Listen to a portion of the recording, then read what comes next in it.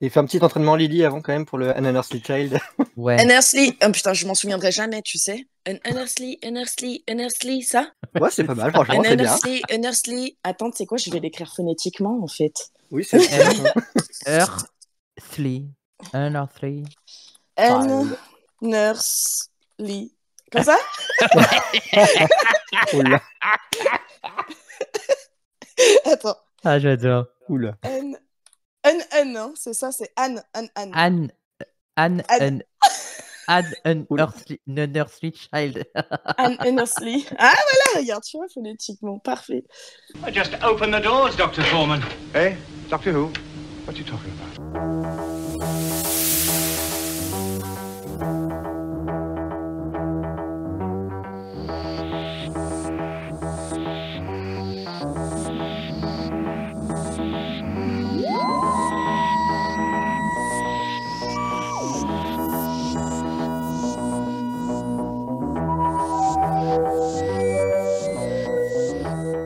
Bonjour et bienvenue dans Classics, vous, le podcast classique qui vous parlera aujourd'hui de faiseurs de feu, d'enfermement dans une cave, enfin dans des cavernes, de course-poursuite dans une forêt un peu lunatique et de retour enfermé dans une cave pour finalement pouvoir s'enfuir vers d'autres cieux. Je crois que c'est assez bien résumé.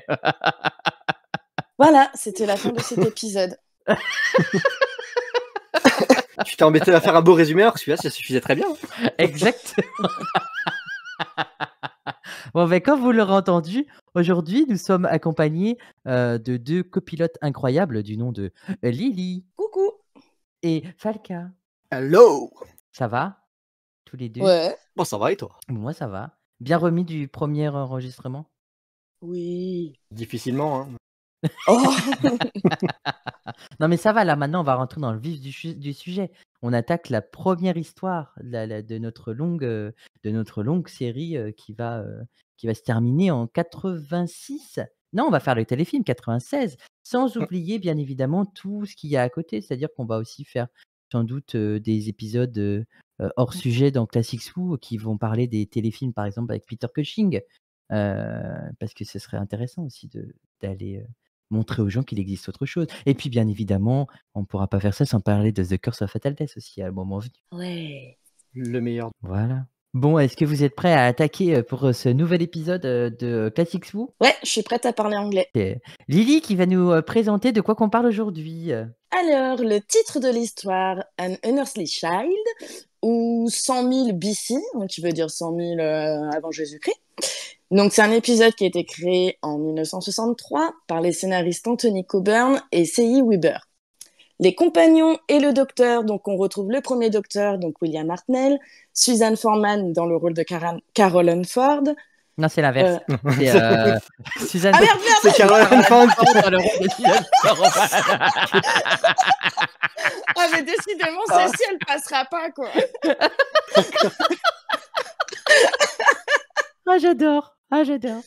Dans le rôle de Ian Chesterton, William Russell, Barbara White, Jacqueline Hill, c'est une histoire découpée en 4 épisodes de 25 minutes.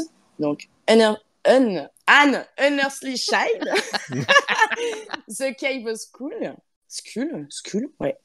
The Forest of Fear et The Fearmaker. The Firemaker. Firemaker, ouais, celui qui fait du feu. Exactement, celui qui essaye de faire du feu, tout du moins. Enfin, c'est ce qu'on essaie, c'est ce qu'on comprend dans l'épisode, c'est ça qui est très rigolo. Oh oui, bah, je pense qu'ils l'ont beaucoup assez répété. Voilà. Alors, est-ce que pour vous, oui, voilà, ah ben vas-y, pose c'est la la question. question que je voulais poser. Eh ben, Est-ce que pour vous, c'est un épisode que vous conseillerez aux gens pour découvrir les classiques? Bah ouais, moi je trouve que c'est un bon épisode pour le côté historique en rapport à la série. C'est de voir comment ça a commencé et comment ça a évolué, tu vois, de voir d'où on est parti. Après, pour le côté divertissement de l'histoire en elle-même, c'est dur, hein, parce que même s'il présente bien les bases de la série, le rythme, ouais, il est quand même sacrément bâtard. Je suis d'accord et surtout que, en fait, la première partie, c'est vraiment les bases et en fait, les 3 autres parties, c'est limite pour faire genre on voyage dans le temps, quoi. Mais il y aurait eu une autre histoire, ça m'aurait pas dérangé, quoi. Carrément. Bah ouais. Après, ça peut être un épisode pas mal si on aime les films en noir et blanc. Ouais aussi, mais c'est vrai que ça manque de rythme. Ou en tout Bah cas, le oui, après, rythme, c'est le c'est très début. rigolo. Hmm. Il y a des choses qui sont quand même très, très, très, très drôles, quoi. Surtout dans les scènes de combat, et on en reparlera peut-être après, mais il y a Ah, des bah, choses. c'est pas Jackie Chan, hein, ça. Ah, ça, Ah. c'est sûr. Hein. Plus C'est les pas le Power Rangers, troisième quoi, hein. docteur. Hein. Quand on arrivera au troisième docteur, ce sera autre chose. Hein. Ouais. Eh bien, sans transition, je propose qu'on passe directement au résumé de cet épisode. Alors, comme nous sommes sur des histoires découpées en 4 parties là, de 25 minutes, enfin, en tout cas, moi, là, j'ai essayé de condenser le plus possible pour pas que ce soit compliqué à comprendre.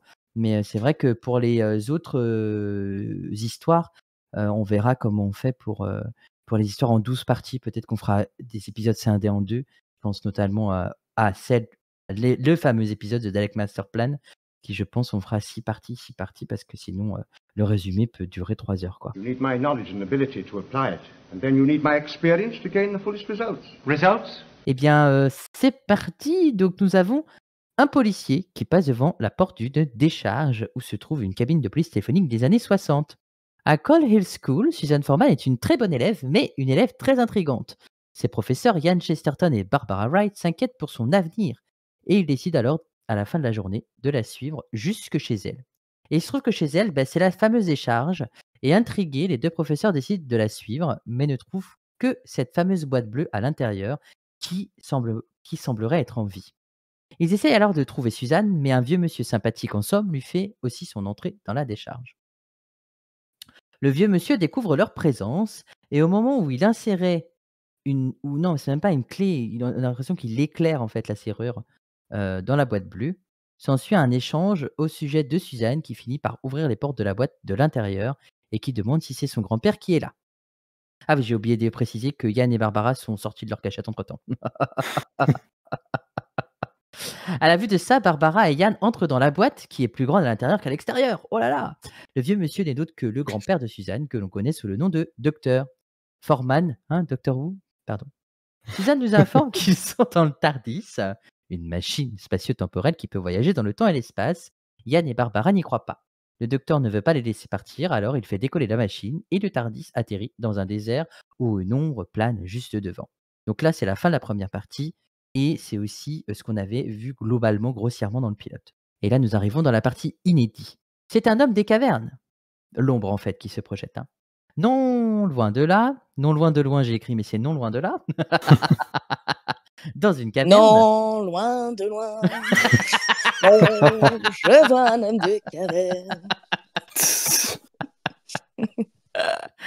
Dans une caverne, Za essaye de faire du feu, comme son père avant lui, en frottant un os entre ses mains.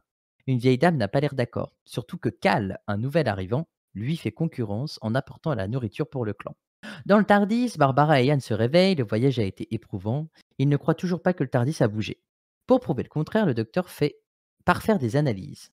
Le docteur et Suzanne remarquent que le TARDIS est toujours en forme de cabine téléphonique bleue, ce qui n'est pas censé arriver puisqu'il doit se fondre dans le décor. Yann, Barbara et Suzanne, de leur côté, explorent leur nouvel environnement.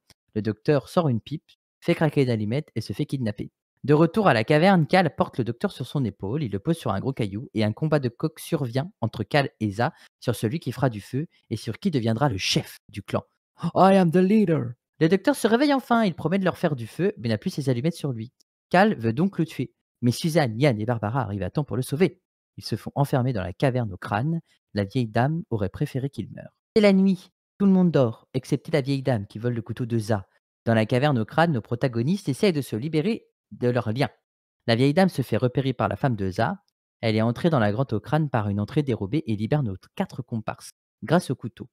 Elle est suivie par Za et sa femme, qui eux entrent par l'entrée principale gardée par un gros caillou. Ils découvrent ce qu'elle a fait et décident de suivre les fugitifs à travers la forêt en pleine nuit. Le docteur fatigué ne peut plus aller plus loin, il a besoin de repos.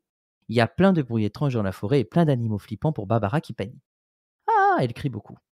Za et sa femme sont sur les traces de la team TARDIS. Oui, j'ai décidé de les appeler la team TARDIS parce qu'à force de dire Yann, Barbara, Suzanne et le docteur, c'était trop long. Donc Zaz, pardon, se fait attaquer par une bête féroce. Barbara, par bonté, décide d'aller l'aider avec l'aide de Yann et de Suzanne. Ce qui ne plaît pas trop au docteur. Il ne veut pas interférer. Et ça, c'est très important comme information. Dans la caverne au crâne, la vieille dame se fait tuer par Cal parce qu'elle a fait fuir la team Tardis. Il en profite pour réveiller tout le monde et monter le cibolo de tout le monde contre Ur et Za. Donc Ur, c'est la femme de Za, celle qui la suit tout le temps. Il va même jusqu'à dire que Za a tué la vieille dame. Ils ont commandité un guet-apens proche du Tardis. Ils se font capturer une nouvelle fois, la team Tardis du coup. Cal tente de prouver que c'est Za qui a tué la vieille dame, mais le docteur, plus malin, a su prouver que c'était lui-même. Enfin, pas lui le docteur, mais Cal, du coup.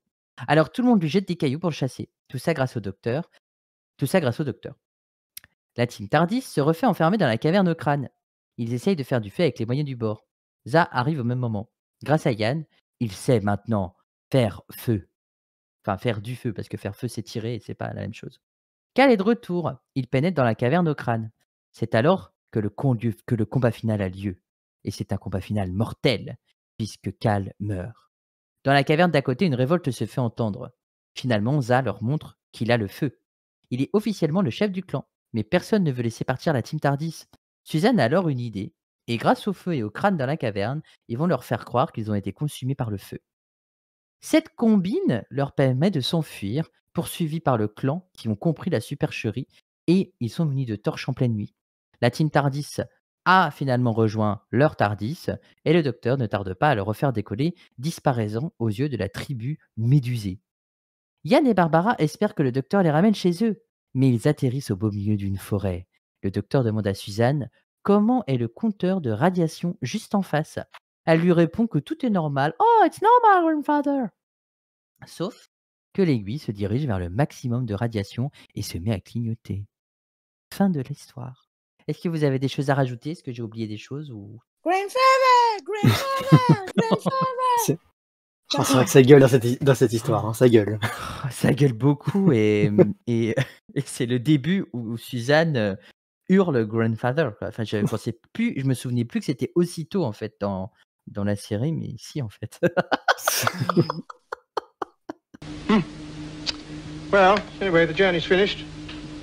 Eh bien, je vous propose qu'on passe maintenant à notre petit échange sur cet épisode, sur ce que vous avez retenu, et ce qu'on va pouvoir amener comme théorie pour la suite des aventures du docteur.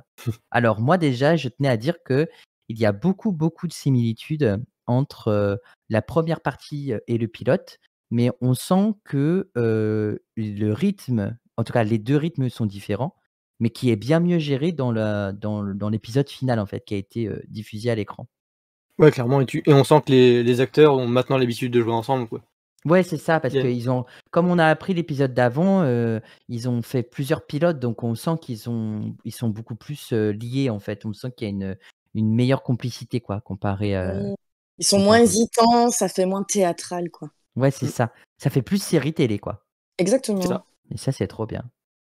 Et il y a aussi l'ambiance générale qui fait un peu cheap, mais la première idée, enfin en tout cas, je trouve que c'est vachement osé pour une première histoire de remonter aussi loin dans le temps pour nous raconter les débuts en fait du feu sur Terre. Enfin, je trouve ça incroyable. Enfin, ils ont été culottés quoi de le faire. Le début des hommes, carrément. Ouais. Ouais, c'est ça, c'est le début de. Enfin, ils vivaient avant d'avoir le feu, quoi, mais on est clairement avec des hommes préhistoriques, quoi. Qui ressemblent étrangement à des gens des années 60, sauf qu'ils ont juste des peaux de bêtes sur eux. Oui. Mais ils gardent leur slip quand même. Ils gardent leur slip, c'est ça qui est drôle. Et ils parlent très bien anglais pour des hommes préhistoriques. Ouais, pour des hommes préhistoriques, franchement, c'est pas mal. Hein. On va leur demander des cours pour dire ananarchie. Exactement. Méchant.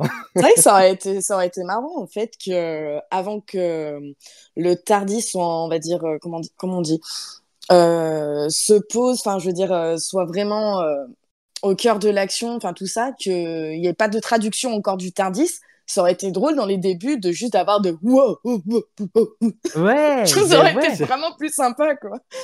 Ah oui, qu'il n'y ait pas le filtre de traduction. Enfin là pour l'instant on ne sait pas ce que c'est. Enfin nous on est au début on n'en parle pas du tout dans la série de ça, mais oui je vois ce que tu veux dire. Ouais, qu'il y ait juste des onomatopées quoi. Oui, ça aurait été marrant, avec des signes, enfin, on aurait compris, quoi. Ouais, ou alors faire du za, cal, ur. Mais tu vois, mais sans comprendre vraiment, tu vois, parce que za et cal, ça fait vraiment 2 prénoms un peu, ouais, ça fait un peu préhistorique, quoi. Je sais pas comment c'est. Ouais, Enfin, c'est puis bizarre. ça aurait fait moins de choses à apprendre pour eux. Exactement. Ça aurait été peut-être plus chiant à jouer aussi. Oui. Ouais, peut-être plus chiant à écrire aussi. Oui, c'est vrai. Parce que s'il faut écrire les onomatopées, ça peut être compliqué. Ah bah, C'est faut ça. être bourré.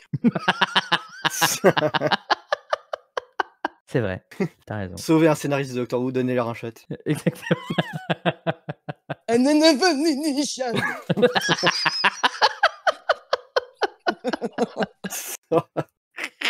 Ça va, Lily? Ça se passe bien, pas en train de faire un AVC? J'adore. Et franchement, et vous trouvez pas aussi que c'était vachement cool d'entendre des répliques un peu connues? Je veux dire, dans le premier épisode, quand t'as par exemple t'as Wen qui fait It's still a police box. Why hasn't it changed? Quand ils voient que le TARDIS Oui. a pas changé de truc, ou quand il met Fear makes the companions of us all. Mais Ouais, Fear c'est- makes a companion of all of us. Follow us, pardon, c'est Parce que je viens de relire ce que tu as écrit et de la et nouvelle je série qui le et je reprennent. t'aide. Ouais, mais ils l'ont repris, là, je crois que c'est dans Listen parce Ouais, que c'est ça. voilà, parce que je viens Ah. d'écouter, je viens de réécouter, le podcast de Dr Watt, qui est sorti récemment, là, au moment où on enregistre et c'est Listen, le dernier épisode de sortie et on en a parlé, à ce moment-là, quoi et ça y est, ça vient de me revenir que c'est ici qu'on l'entend, c'est pour ça. Coïncidence? Oui. Toujours. Always. Après, on sent que l'écriture du personnage du docteur, il reste encore un petit peu brouillon de ce que nous, on connaît par la suite. Parce que c'est vrai que ça m'avait un petit peu interpellé de voir un docteur, en fait, qui demande de se reposer, en fait, qui veut se reposer, alors qu'on a l'habitude de voir un docteur qui est toujours en train de courir et qui se repose jamais. Par exemple, on prend l'exemple de 11, quand il est chez Mirori, il se fait chier, quoi. Il faut qu'il fasse quelque chose. Il peut pas rester assis sur un canapé. Donc c'est marrant en fait de voir vraiment les débuts d'écriture du personnage principal. Je veux dire, après, William Hartnell, il avait pas vraiment le même âge que Matt Smith avait, donc... C'est ce que j'allais dire. Ah bah, C'est vrai. Ça aurait été drôle de le voir courir. Mais en vrai, enfin, je veux dire, les scènes de course-poursuite sont très drôles dans la forêt parce que, enfin, je veux dire, ils posent juste sa caméra et ils font semblant de courir et c'est très rigolo. Mais C'est trop voir le premier docteur courir, je trouve ça génial parce que, enfin, je me suis dit: «Mais comment ils vont le faire courir dans des situations dangereuses?» et en fait, William Hartnell, il s'en sort parfaitement bien, je trouve, à ce Bah moment-là. oui, il n'y avait pas de tournevis encore à ce moment-là, il avait de la ventoline. Exactement, pour l'aider à bien bouger Eh oui. et non, mais imaginez, il sortait le papier psychique Bah, aux hommes des cavernes. Allez, contrôle, inspection des cavernes. santé, sécurité. Ouais. Non, mais c'est rigolo de faire le parallèle sur les objets qu'il a aujourd'hui et Oui. sur ce qui et par rapport, au premier épisode, aux premières histoires, c'est rigolo, je trouve. Cette caverne n'est pas conforme. Ça manque de feu. Il n'y a pas assez de peau de bête ici. Exactement. Bah, d'ailleurs, en parlant de peau de bête, tu as quelque chose à dire dessus, Ah Valka? oui, moi ça me déglingue à chaque fois qu'ils sortent. Mais dis donc, cet homme avec ses étranges peaux. Alors du coup, moi, à chaque fois que je dis qu'il parle de peau étrange, à chaque fois j'imagine genre un smilodon avec un pantalon orange à carreaux ou un mammouth avec la veste avec la veste noire. C'est con, mais ça me fait rire. C'est débile. Mais C'est quoi vrai un philodon? C'est l'espèce de truc à dents de sabre. Enfin, c'est un peu plus gros Tu sais, qu'un tigre à dents de sabre. c'est un tigre, enfin, ça ressemble, Ah oui, d'accord, voilà. ok. Bah, je comprends mieux quand c'est Pharma qui m'explique. Voilà. Voilà. Excuse-moi. Pour moi, j'ai juste dit, bah, tu vois,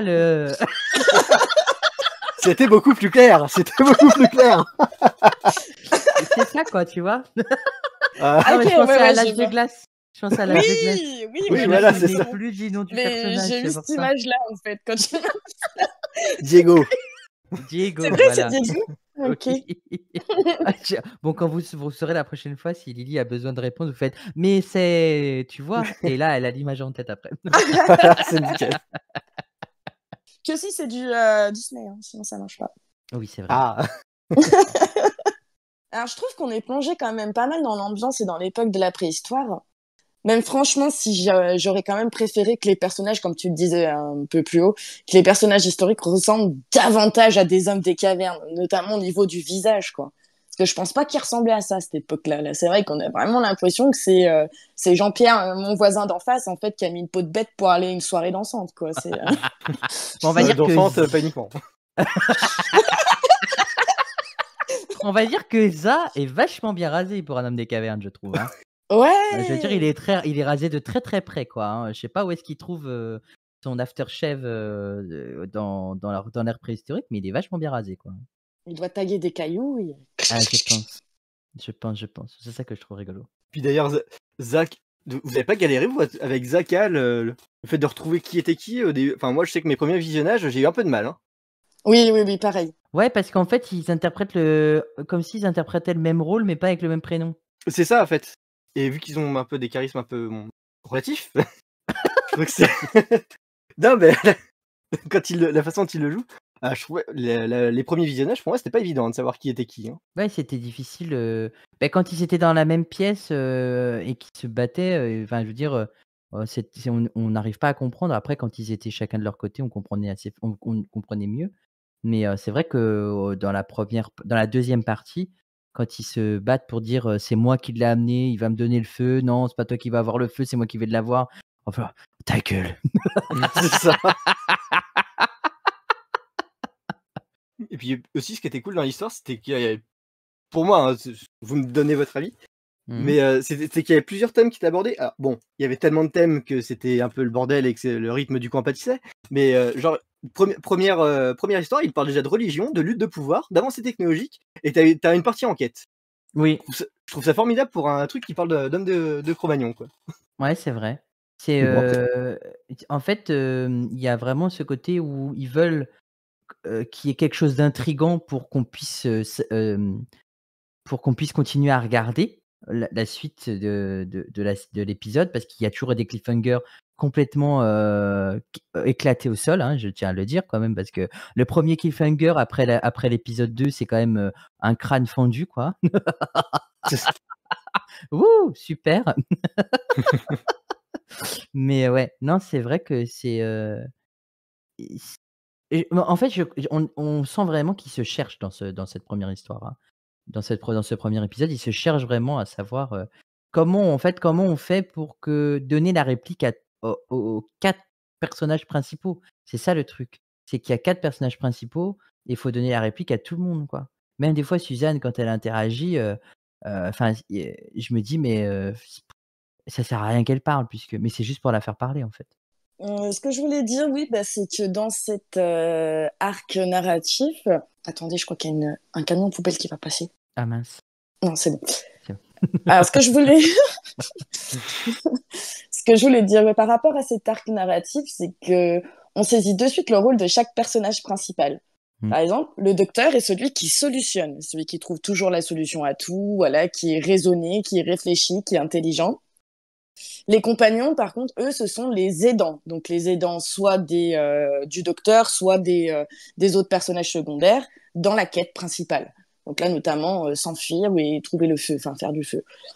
Alors, par contre, Suzanne, je suis désolée, mais j'ai vraiment du mal avec Suzanne. Pour moi, Suzanne, je l'ai ciblée comme ça. C'est celle qui te réveille en cas de somnolence du téléspectateur. Ah, mais des fois, je piquais du nez et j'entendais quoi ça, oh putain, ok, c'est okay. Il va se passer un truc. Voilà, exactement. Non, mais c'est vrai que le jeu de Carole Danford, enfin, je n'ai rien contre elle, mais c'est pas de sa faute, ouais. C'est pas de sa faute. Après, elle a été écrite comme ça pour ce premier épisode. Mais bordel, quand le docteur disparaît et qu'elle arrive et qu'elle fait je dois aller le trouver. Yann, plus raisonné, qui dit non, reste là. Non, j'y vais quand même. Ok, vas-y. Genre, ok, vas-y, sors du champ, tu me fais chier. Je sais pas ce que t'en penses, Malka, toi, par rapport à Suzanne. Ah bah Suzanne, elle se suffit à elle-même. On aurait pu faire un spin-off Suzanne. Oh là là. Non, mais je crois 3 heures de compilation de cris. Ah ouais, non, mais même les sourds l'entendent. Hein. Je le ferai écouter à ma mère, du coup.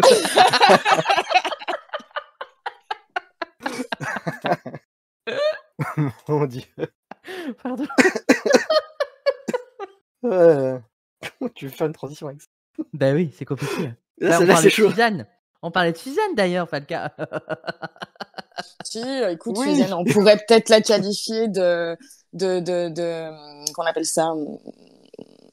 Attendez, je bug. Hein. D'assistante sociale ou de celle qui travaille dans les EHPAD, là. Vous savez? Ce que fait ta sœur, par exemple, là, comment ça s'appelle? Des aides-soignantes, ça ce serait l'aide. Aide-soignante. Ouais, c'est l'aide-soignante du docteur. Attention, Ouais, docteur, vos cachets! Et puis elle lui court après, tu vois. Monsieur, Ouais. Ou comme quand elle gueule sur la vieille, par exemple. oui, Quand elle gueule exactement.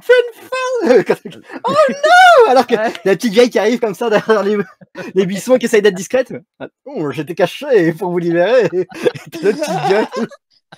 Ça réveille tout le monde, c'est incroyable. Non, mais c'est ça qui est dingue.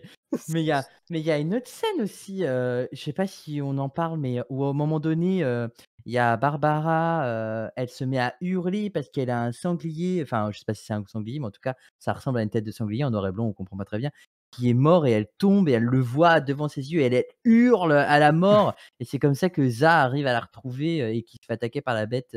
Enfin, enfin, pour être discret. Et puis en plus, après, il se cache derrière un arbre. Pas du tout discret, hein, parce que la lumière est complètement sur eux. Et là, on entend aussi Yann qui dit « Oh là là, ne faites pas de bruit, ils arrivent !» Oui, mais en hurlant, vraiment. Mais oui. Je trouve ça incroyable. Je trouve ça C'est Par incroyable. pour elle qui nous voit. Ouais, Ouais. à partir de maintenant, on peut déjà noter le nombre de chutes de Suzanne. Donc là, hop, Oui. premier arc, une chute. Vous allez voir, vous allez comprendre pourquoi. On va voir le compteur. On va voir le compteur. Combien de fois elle s'est foulée la cheville, surtout. C'est ça. En même temps, tu disais ça pour Yann, mais Za aussi, c'est pas la lumière la plus éclairée du village, quoi. Hein. Parce que- Mais Cal non plus. Hein. oui, mais c'est vrai, c'est surtout Za qu'on voit. C'est Mais vrai. vraiment, c'est deux neurones qui flottent comme ça dans une boîte crânienne. Et puis des fois, ils se rencontrent. C'est l'ancêtre d'Homer Simpson. C'est ça. Il a un singe qui fait des, Ah oui, qui fait des cymbales dans sa Des tête. cymbales. Ding, ding, ding, ding, ding. C'est sauf que complètement lui, ça. il claque des os. Mais c'est tellement ça. Alors, moi, il y a une scène qui me fait mourir de rire. Et je l'avais jamais capté au début, mais à un moment donné, quand Za et sa femme Ur comprennent que la vieille est partie, ils pensent qu'ils vont tuer la team Tardis. Et donc, du coup, la vieille, elle prend une porte dérobée parce que du coup, elle peut pas déplacer le rocher parce que c'est trop gros pour elle. Et il y a Ur et Za qui mettent l'oreille collée contre le rocher en disant « Oh là là, la vieille est dedans, elle leur parle !» Comme s'ils écoutaient aux portes. Alors moi, cette Oui. scène-là, elle m'a fait mourir de rire. La drogue était déjà présente à ce moment-là. Ah non, mais j'ai trouvé ça trop drôle. Enfin, Ouais. Ouais, enfin, voilà. Ouais, c'est marrant. Et puis ce rocher, j'adore. Ça me fume quand ils font semblant de pas pouvoir le déplacer. Alors franchement, c'est bien fait. Hein. On dirait pas du tout que c'est un truc en papier mâché qui font semblant de Ah ouais, pas pouvoir pas du tourner. tout. Quoi. c'est trop dur, quoi. Et surtout C'est- que, enfin, je veux dire, s'ils doivent être plusieurs à le remettre en place et à l'enlever ou à le remettre, je veux dire, Za, il arrive à le déplacer tout seul. Alors que quand il est avec sa femme, il n'y arrive pas. C'est normal. Elle le pousse en contresens de lui. c'est ça. En fait, il galère encore plus. Quoi. Mais oui, parce que lui, il pousse et elle le pousse de l'autre côté. Donc, du coup, c'est fait une inertie qui s'annule. C'est ça. Ils connaissaient pas cette loi encore à cette époque. Ouais, c'est pour ça, ils n'étaient pas au courant. Non. Il n'y avait pas encore Newton, la pomme, tout ça, quoi. Eh non. La mavité. Exactement.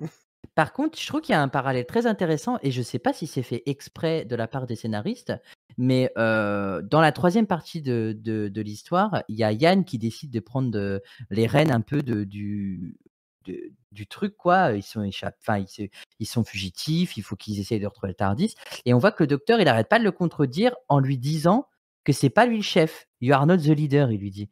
Et en fait, on voit le parallèle entre Cal et Za. Qui est-ce qui va être le chef? Et je trouve que c'est un super parallèle parce que Yann, il est toujours en contradiction avec le docteur parce qu'il n'arrive toujours pas à croire qu'il voyage dans le temps, qu'il a voyagé dans le temps, parce que c'est un prof de physique et il a besoin de choses scientifiques et de preuves. Et en même temps, on a le docteur qui lui tient tête parce que le docteur, il sait ce qu'il... Enfin, on a l'impression qu'il sait ce qu'il fait et en même temps, il s'est quand même fait kidnapper très, très vite au début et il est vraiment, ouais, voilà, on a vraiment ce parallèle-là qui est très intéressant et qui montre que peut-être que si entre Cal et Isa, Cal meurt, peut-être que Yann va mourir du coup. Le docteur, il Pro- va l'asséner à coups de cailloux. Elle était déjà bien tentée, hein, mec. Avec Car. Mais ouais, mais j'ai cru que le docteur, à un moment donné, il allait tuer Cal parce qu'il a, à un moment donné, pris le couteau de Cal et je me suis dit: «Il va le tuer». Enfin, je veux Ah dire, oui, c'est vrai. on voit ce moment-là et je me dis: «Mais le docteur, il est complètement timbré, en fait». Alors, Mmh. Il est ça va les méchant. ultra-pacifistes du docteur qui disent qu'il prend jamais d'armes, qui utilisent C'est ça comme un clair, argument? mais c'est clair, pour moi, le docteur, là, il a vraiment pas du tout voulu intervenir, quoi. Vraiment, il voulait pas s'immiscer, dans le est-ce que ce serait pas à partir de ce moment-là que le docteur, justement, serait alors, c'est un gros spoil, alerte, serait, recherché par les Time Lords parce qu'il a interféré dans l'histoire et ça, on en reparlera Ah. plus tard, fin de l'ère, Patrick Troughton, si on s'en souvient, mais là où il a son procès, mais parce qu'on voit très bien qu'il voulait pas interférer et finalement il a quand même interféré en leur faisant du feu et cetera, quoi. Ah, c'est vrai, tu vois, j'ai jamais pensé sous cet Tu angle-là, tu vois? vois? Ouais, en fait, ça m'est venu comme ça m'est venu, en revoyant l'épisode, en revoyant, cette scène-là, en fait. Cette scène en particulier où le docteur n'a pas envie d'aider et je le dis dans le conducteur, enfin dans le résumé, il ne veut pas interférer, quoi. C'est ça le truc. Mmh. Et c'est Afalka, du coup. Oui. Et Yann, il a quand même des passions sympas, quand même. Le jour, il est prof d'histoire et il est bien portant avec sa petite cravate et tout.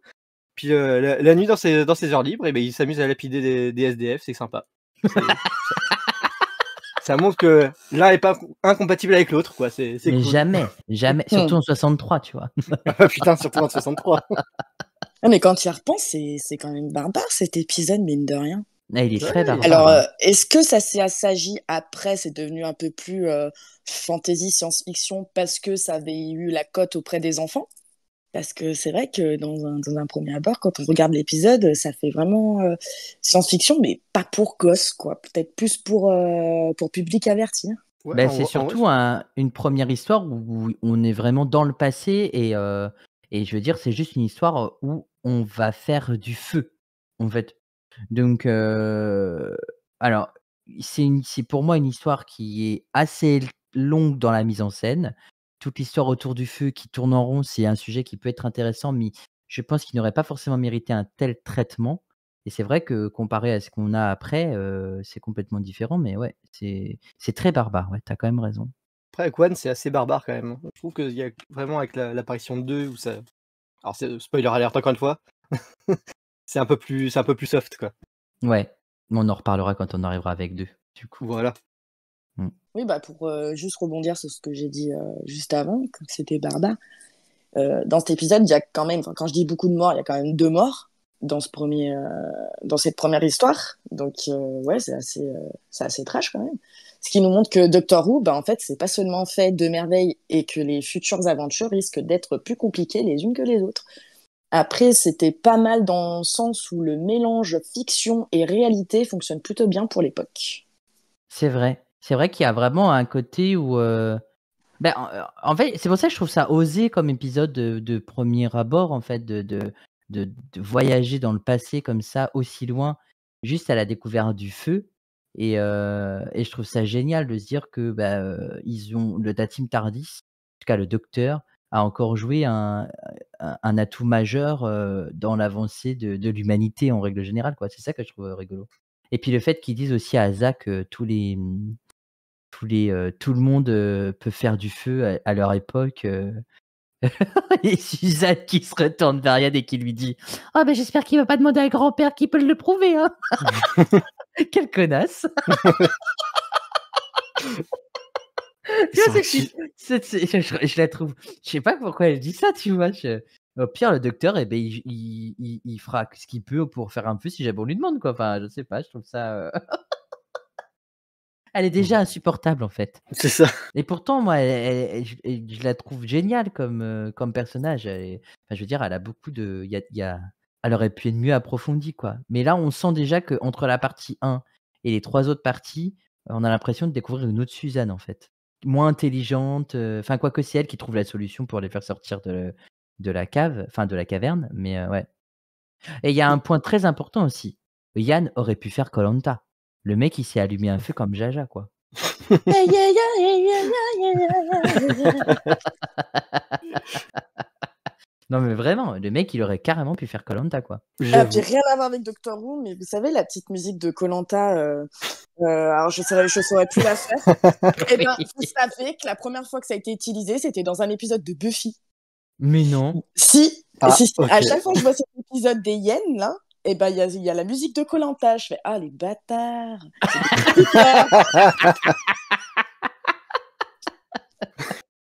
Tiens. De toute façon, à un moment donné, dans Doctor Who, on va parler de vampires, donc on pourra reparler de Buffy. Et donc, Ouais. Ça, on aura le temps. on aura le temps, ouais. Et en fait, vous avez vu en fait dans le Tardis la tronche qu'il a, c'est pas la même de la version du premier épisode que les 3 autres parties. Qui a il y a un petit rectangle, le petit rectangle blanc autour de la petite pancarte Pull to Open. Elle était dans le pilote, elle était pas dans la première partie. Et partie 2, 3 et 4, et ben elles la remettent. Ouais.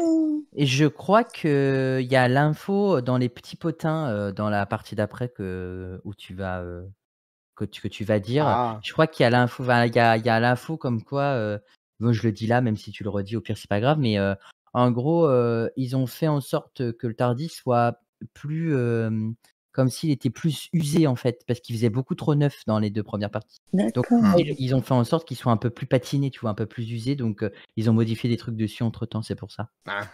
Voilà. J'avais pas fait mes recherches, j'ai pas lu le truc jusqu'au bout. Ouais, non, mais t'inquiète, c'est pas grave. Bon, Je te donne je me l'info ferai quand même. je me ferai fouetter en off, c'est pas grave. Exactement. Parce qu'il aime ça, Valka. Ah, Faut si, pas le si, dire. si. Faut pas le dire devant tout le monde. Pardon, excuse-moi. Restez entre nous, ça. Vraiment. Ben ouais, je sais. Puis, vous avez vu aussi que même le compteur Gégène, il déteste Suzanne. À la fin, quand tu fais non, c'est bon, tranquille, c'est moi, elle s'est barrée, allez hop, on remonte à max. En fait, c'était un prank, c'était ultra Ouais, dangereux d'abandonner. C'est ce que je disais, c'est les cliffhangers à la Marvel 2, quoi. Bah Genre, là, le docteur qui dit vas-y, regarde si la radiation c'est bien. Oh, ouais, c'est très bien. Et puis, paf, là, hop, l'aiguille, elle monte tout doucement. Genre, il y a un. Tu sais, c'est un ton d'adaptation. ça doit être- Le temps que l'analyse se fasse à l'extérieur, quoi, tu vois. Mais c'est ce genre de truc que Lily, elle disait dans l'épisode d'avant, qu'on n'a plus aujourd'hui, en fait, dans Doctor Who. Il n'y a plus besoin d'analyser ce qu'il y a à l'extérieur. On sort, le docteur, il lèche son doigt comme ça, puis il lève le doigt, il fait ah, alors on est en Angleterre, on est en 2014. Où il mange la terre et il se dit ah, on est en. Ah oui, il m'énervait quand il faisait ça. Il C'est goûtait dégueulasse. l'herbe ou. Oh là là. Est-ce que vous avez autre chose à rajouter sur cet épisode? On a quand même bien rigolé, hein, je trouve. Hein. Oui. Ça fait un peu un nanar dans l'idée. Mais c'est ça, en fait. Hein. C'est les débuts, c'est normal. Et puis, à l'époque, de toute façon, c'était tout nouveau. Donc, les gens étaient contents. De toute façon, c'était les débuts de la télé. Je sais plus, c'est dans les années... Ouais, c'est dans les années 60, de toute façon, la télé qu'elle est arrivée, il me semble. Hein. C'est Si je dis possible. pas de bêtises. Je vais faire mon point Wikipédia, je fais ça tout de suite. Ouais, parce que je sais que ma mère, elle était petite. Elle est de 1951. Elle avait pas la télé quand elle était toute petite. Ça arrivait après. Donc, je veux dire, c'était un divertissement, quoi. C'était le début de la télé. Les gens, il n'y avait pas beaucoup de programmes, donc c'était un super divertissement pour toute la famille. Le concept de la télévision remonte à l'année 1926. Ah ouais, quand même. Ouais, mais après, tout Ouais, le mais monde alors, ne c'est l'avait peut-être... pas chez eux. Voilà, C'est voilà. surtout C'était ça. déjà cher à l'époque. C'était Ouais. un luxe d'en avoir une. Et quand on avait une chez toi, Ouais. t'étais le prince, quoi. Ben, Ouais. c'est un peu ce qui est arrivé après avec les ordinateurs, puis les téléphones, en fait. C'est l'arrivée d'une nouvelle technologie. Au début, c'est très cher. Puis Ouais. après, voilà, après, tu as. Mais là, ce que j'ai lu, 1926, le concept de la télévision, en tout cas, puisqu'il y a déjà eu un dispositif en 1884 d'analyse d'images par ligne. Voilà. Et le tube cathodique qui a été inventé par Carl Ferdinand Braun en 1897.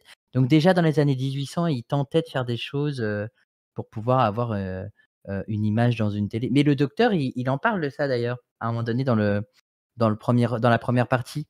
Il dit à Yann, pour expliquer le concept du Tardis, vous imaginez qu'on ne puisse pas mettre des choses très très grandes dans des trous très petites. Yann il lui dit bah oui, c'est pas possible. Et il lui dit et pourtant vous avez la télé chez vous. Donc vous pouvez mettre des tours Eiffel ou enfin des tours dans votre télé. Et là il lui fait ah ouais, OK, mais non, mais ça n'a rien à voir. Oh là là, tu sais à quoi ça me fait penser ce que tu es en train de dire? Non? Alors moi, je suis folle dans ma tête. Genre, je vois un moment en fait du film Charlie la chocolaterie avec Johnny Depp. Mmh. Où justement, t'as le petit garçon, il rentre dans l'écran à l'époque des hommes préhistoriques, les Ah singes mais et oui, tout, c'est tu vois. vrai. Mec, lui. C'est vrai, Ouais. j'avais oublié ce passage. Enfin, je le revois, trop bien. Et alors, qu'est-ce que si on devait résumer l'épisode en un mot, qu'est-ce que vous diriez de cet épisode? C'est difficile. Hein. En un mot, c'est difficile. C'est vrai, c'est vrai. Moi, j'irais long, parce que je l'ai trouvé très long. En vrai, les 3 dernières parties très longues. Bah moi, ça sera 5 mots parce que bah, j'obéis pas. Voilà. Ça Fuck the commence. rules. Ça commence. Non, pour résumer l'épisode, pour moi, ça serait plutôt... Bon, je me mets à la place des personnes de cette époque. Hein. Ça serait découverte de l'univers Doctor Who. Et après avoir résumé tout ça, après avoir débriefé, etc., que vous conseillerez cet épisode à quelqu'un qui veut découvrir les classiques? Juste Conseiller, conseiller, quoi. non. Conseiller, non. Mais après... Moi, je j'en trouve ça... conseillerais d'autres avant. Ouais. Oui, Oui, ouais. moi aussi, bien évidemment. Mais je trouve ça... Enfin, quand on aime Doctor Who, si on n'a pas vu le premier épisode, bouh. Voilà. Alors, ceux qui nous écoutez, allez vite voir le premier épisode. Le reste, c'est pas obligatoire. Mais allez vite voir, sinon Lily, elle va vous bouer dans les oreilles. Bouh. All right, show me some proof. Give me some concrete evidence. I'm sorry, Susan, I don't want to hurt you, but it's time you were brought back to reality. Et c'est le moment où on va passer au petit potin sur les petits détails de l'épisode, les productions, etc. Et c'est Falca qui va nous en parler. Ouais. Faudrait qu'on fasse un générique pour les petits potins, ça serait marrant. Les petits potins. Ouais, exactement, voilà. Koh-Lanta. Et c'était cette musique-là que je ne retrouverai pas qu'on retrouve dans Buffy. Ah oui. Ah, La tribu des jaunes ont décidé de vous éliminer. allez chercher votre sac et votre flambeau et venez me rejoindre. Bref. Et leur sentence est irrévocable. Pardon. On a même les bruitages, c'est génial. Génial, j'adore. Mon Dieu. Alors, pour commencer, il s'agit du premier épisode de Doctor Who diffusé à la télévision et sur n'importe quel support. Mais non. Et ça en jette. Et C'est ouais, pas ça vrai. paraît pas comme ça. Mais pour Waouh. l'épisode 1, c'est bien le premier épisode. Alors, je vais Incroyable. juste rajouter une chose qui n'a pas été écrite dans les petits potins. C'est aussi le jour de la mort de Kennedy. Et donc, du coup. C'est pas la veille? Ou la veille, C'est- je sais plus. C'est la veille Kennedy. Ouais, c'est la veille. Donc, la veille, Kennedy meurt, ce qui fait que Doctor Who est complètement relayé au second plan parce que les médias prennent la place pour parler de cet assassinat. Et la première partie est rediffusée la semaine d'après à la demande de Verity Lambert pour donner une chance à Doctor Who. Et elle a bien fait. Oui, elle a bien fait d'insister. Cette histoire est également connue sous les noms de 100 000 avant Jésus-Christ, la tribu de Gum, les faiseurs de feu et les hommes des cavernes. Les noms des compagnons du docteur devaient être à l'origine Bridget Biddy au lieu de Suzanne, Lola McGovern au lieu de Barbara Wright et Cliff au lieu d'Ian. Et on y a gagné au change quand même. Ah, imagine Bridget. Oh, Bridget. Après Pete, on a Pete. Ah ouais. Dingue. Les créateurs de la série, ils avaient originellement envisagé l'idée d'avoir un circuit caméléon fonctionnel, mais ils l'ont exclu pour des raisons de coût, estimant que ça aurait été trop coûteux de construire un nouveau vaisseau spatial déguisé pour chaque histoire. On les comprend. Ouais. À un moment donné, ils ont également envisagé de rendre le TARDIS invisible. T'imagines Oh, ça aurait été nul, ça. Bah ouais, pour le retrouver, comment tu fais? Ouais. Tu le Tu mets siffles. les bras devant, tu sais, comme dans le Palais des Glaces.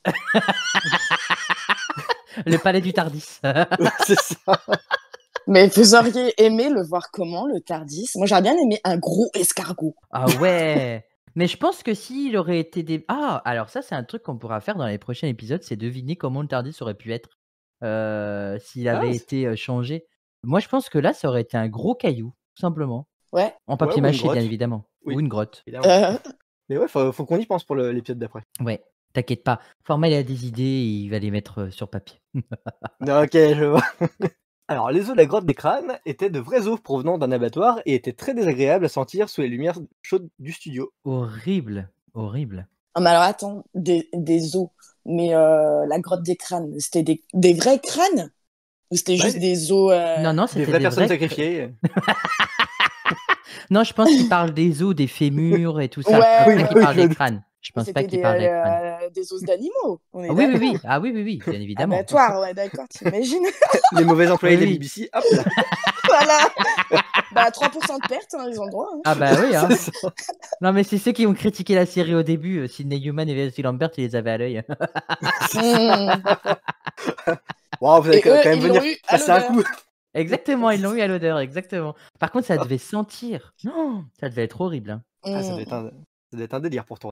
J'espère qu'ils ont bien été payés. Hein. Oh, je pense. Enfin, quoique, c'est Doctor Who. Quoique, ouais, voilà, au début, C'est Doctor Who, ouais. ils les payaient en cacahuètes. Exactement. Et encore. Juste le sachet. Rien dedans.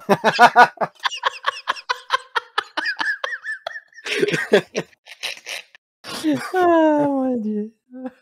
Ah. Alors, lorsque le TARDIS se dématérialise pour la première fois, Yann et Barbara s'évanouissent. Cet effet est unique à cette histoire car Yann et Barbara ne montrent aucun autre effet néfaste lors de des dématérialisations ultérieures. C'est très Ouais. difficile à dire. Oui, Mais c'est une phrase compliquée. Ouais, c'est hein. marrant ça qu'ils aient pas conservé le truc pour les autres compagnons. Au moins pour les premières fois, tu sais. Ouais, c'est vrai, mais je pense Mm. que ça aurait été trop compliqué. Au Parce début, que je nous, si pense. on voyage dans le temps, dans la vraie vie, si c'est possible de voyager dans le temps, je pense pas que notre corps, en fait, serait...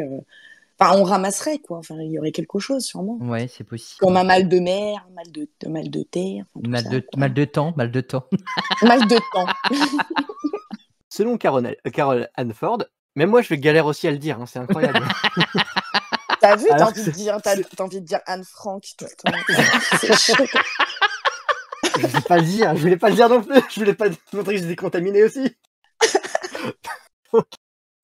Selon Carol Hanford, les plantes et les peaux d'animaux étaient infestés d'insectes et de puces, ce qui provoquait un certain inconfort au casting. Ça devait Bah, être horrible. Hein.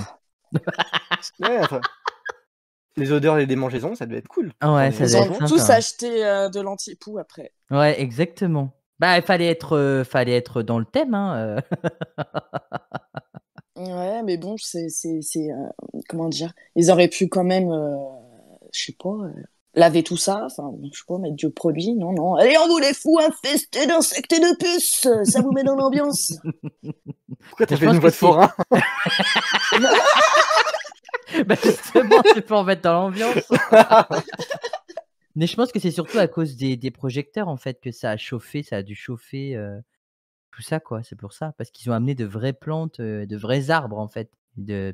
Pour les scènes de la forêt, par exemple. Ouais. Et enfin, Margot Maxine a été initialement embauchée pour jouer une femme des cavernes, mais a mal compris son rôle, elle pensait qu'elle allait modeler des fourrures pour le docteur No, plutôt que de porter des haillons.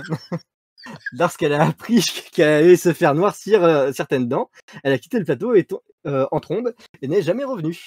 Aucune actrice n'a été embauchée pour la remplacer. Oh, c'est dingue, cette histoire. Ouais. Au moins, elle est repartie sans tout. Oui, j'avoue. Elle a été épargnée. Elle a été épargnée, ouais. Mais il y avait juste un truc que je voulais dire pour terminer. Ce que je trouve super intéressant à cette époque-là, au tout début, c'est que le TARDIS et le décor de la scène où il doit jouer se trouvent dans le même studio. Ce qui fait que quand les portes du TARDIS s'ouvrent et qu'on sort à l'extérieur du TARDIS, on est vraiment dans le décor, en fait. Donc je trouve qu'il y a une vraie, je sais pas comment l'expliquer, mais je trouve ça super intéressant pour l'intégration dans le lore, parce que ça, on le verra beaucoup moins après, bien évidemment. Mais ouais, c'est important. La première scène, quand le docteur sort, puis Yann, puis Barbara, puis Suzanne, je trouve que c'est vachement bien fait dans la transition. Ça rend un peu plus réel, je trouve. Ouais, ça le rend plus réaliste, exactement. C'est ça que j'aime bien dans l'épisode. Voilà. Eh bien, il est temps de passer à la... Parce que qui dit format dit citation. Et que format, il a entendu une très belle citation du premier docteur. Alors je me suis dit, allez, hop, À chaque fois, on va essayer de trouver une citation marquante dans l'épisode. Et voilà la citation marquante qui va vous être lue du coup par Falca. La peur est en nous pour toujours, comme cet autre sentiment qui vient avec l'espoir. Ouais. Premier Docteur. Je la trouve trop belle. 1963. Mais je la trouve trop belle cette citation. C'est un peu dans la même veine quand il dit que la peur est la compagnonne de tous, quoi. Je veux dire, on devient tous amis quand on a peur, quoi, dans l'idée. C'est ce que tu avais dit au début, Falca. Et qui disait aussi, c'était le 12e Docteur, que c'était bien d'avoir peur. Ouais, Parce que quand on a peur, on est courageux. Exactement. On le devient en tout cas. Ouais. C'est un super pouvoir. Oui. Yes. Et ça implique de grandes responsabilités. Ah, c'est pas le même Docteur. Bon, et ben voilà qui marque la fin de cette première histoire. D'ailleurs, je peux faire encore une petite aparté avec Buffy. Mais bien sûr. Donc, la citation que tu as dite, c'est-à-dire un grand pouvoir implique de grandes responsabilités, et ça a été dit par Giles dans Buffy. D'accord. Et c'était Voilà. avant Spider-Man ou c'était pareil? Alors, je pense que c'était après, parce que Spider-Man, c'était des BD avant, donc je pense que ça a été dit avant. Ouais, non, DBD, c'est c'est les 60, Dead by Daylight, c'est pas possible. Dans les comics, ça. OMG, il a réussi à le placer. Il a réussi à le placer là aussi.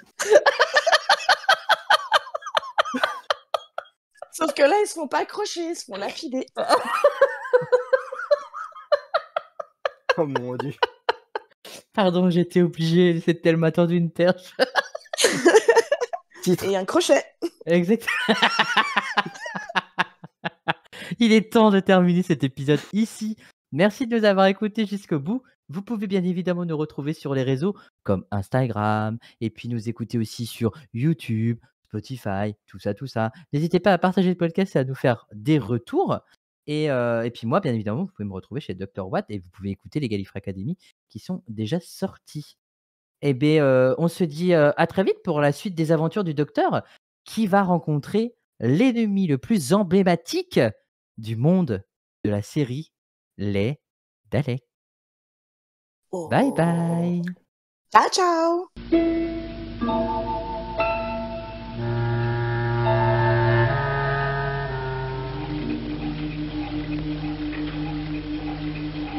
It could be anywhere. Dear. It's no help to us at all. Well, I suggest before we go outside and explore, let us clean ourselves up. Yes. Now, what does the radiation read, Susan? It's reading normal, Grandfather.